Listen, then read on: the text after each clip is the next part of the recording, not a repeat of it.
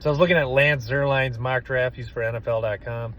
So, yeah, it seems like Quinyon Mitchell's the consensus number one corner. So that's kind of interesting because you think about Kool-Aid. What's interesting about draft, this draft, the NFL, leading up to the NFL draft, I should say, is to see how, like, last year's predictions kind of were wrong or what was right. So if you remember this time last year, Kool-Aid was the consensus number one corner. And through most of the season, I would say, he's the number one corner. But it's interesting when you see NFL personnel get their hands on some of these guys, their tape. Now you're starting to hear maybe Terrion Arnold's the best corner, maybe Quinyon Mitchell. So it's interesting. Quinyon Mitchell, is he the best corner in this draft? That's it's tough for me to say, my personal opinion. I need to take a deeper dive into corners, to be honest. But for Quinyon Mitchell, he's a guy that you talk about stock rising.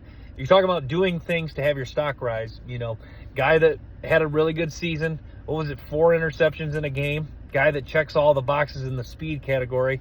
Guy that played a lot of zone coverage. He can do that. Ideally, you're going to want to. That was the one thing. I watched one tape. I watched the game against him versus Ohio State in 2022. I saw him playing a lot of zone coverage. My question would be, obviously it's a small sample size. My question would be, why was he playing so much zone coverage? Can he play man coverage? Was that just Toledo's coaching staff? Was that just a belief of how good he was in zone coverage and being able to read quarterbacks? Or does he have a limitation as far as playing man coverage? I think that's a question. I guess that I could probably answer myself. Maybe you guys actually know if you've watched more tape on him. Did Toledo play more man coverage last year or this year? I saw a lot, as far as highlights is concerned in the Ohio State game, I saw a lot of zone coverage. But that is a question I have for Quinyon Mitchell. But as far as stock rising, good Senior Bowl, NFL personnel, it appears, like him. Obviously, he wouldn't be rising in mock drafts if. So is Quinyon Mitchell the consensus number one corner? Is he the first corner off the board? So those are two questions I have. He's the first corner off the board in Lance Zierlein's mock draft. He's the first corner off the board in Daniel Jeremiah's. Terrion Arnold seems like the consensus number 2 corner. So where does that leave Kool-Aid McKinstry? I think as far as being a Detroit Lions fan, this is a nice scenario, it appears, because maybe Kool-Aid slips to Detroit Lions. That seems like one of the best fits, as far as draft. There's not I don't see there like a whole lot of picture perfect fits as far as guys to draft. I think the Cardinals taking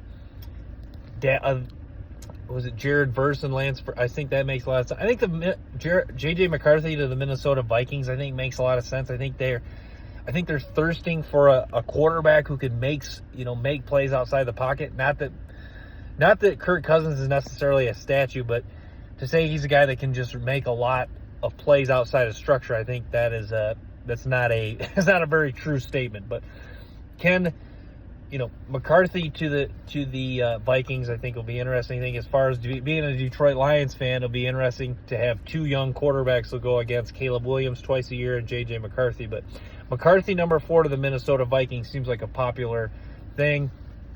Marvin Harrison appears to be going number 5, 6. This had him going number 5 to the Chargers.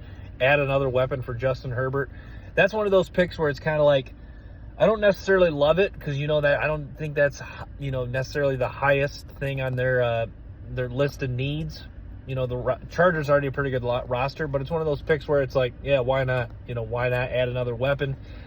Jim Harbaugh and the Chargers certainly familiar with Marvin Harrison going against him. Harbaugh's went against him twice now, so he knows all about Marvin Harrison and what that guy could do. So not a guy that's an unfamiliar face as far as Jim Harbaugh and the Chargers are concerned. Joe Alt makes a lot of sense to the Chargers, but yeah. And then Drake May going 3rd in Lance. My opinion's going to stay the same on Drake May. I guess I will watch some more tape. There's a lot to like about Drake May, but there's not a lot to love. I just don't. There's no. I guess this is kind of lazy scouting, if you will, when you use this term. There's no wow factor, but I would be lying if I said there was a wow factor about Drake May. There isn't a wow factor. To me, he's a guy who's got, I don't want to use bust, but he's a guy that has got I get kind of the Blaine Gabbert vibes. Blaine Gabbert was another, Blaine Gabbert, you're going back a few years, but Blaine Gabbert was the same kind of thing. Nice career. I think he just, just really a lot of things to like. Good traits, even a good arm. The size, Drake May checks the boxes with the size, but there's just not. I look at him and I'm like, if this could be a guy who just, he does pretty good in the NFL, but he never really can take that next step just because there's a lot of solid good traits, but there's not a lot of, he's lacking as far as elite traits go.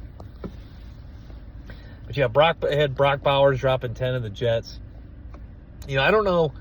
Like I said, I don't know why Brock Bowers is following. Brock Bowers, really good tight end, really good player, did a lot of nice things. So, yeah, not really understanding why Brock Bowers is falling. But, yeah, I like Brock Bowers a lot. I think he's going to be a superstar in the NFL, and I think he's got a chance to do a lot of really good things. So, yeah, I'm going to wrap with that. Thanks for tuning in to the Brand Partial Show. Stay tuned for more episodes and clips.